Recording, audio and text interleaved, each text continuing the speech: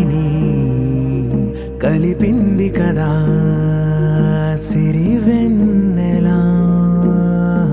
దూరమా దూరమా తీరమై చేరుమా నడి రాత్రిలో తెరలు తెరచినది నిద్దురలో మగత మరిచి ఉదయించినదా కులుకులొలుకు చెలి మొదటి కళ. తన నవ్వులలో తళుకు తళుకు తన చెంపలలో చమకు చమకు తన మువ్వలలో జనకు జనకు సరికొత్త కళ.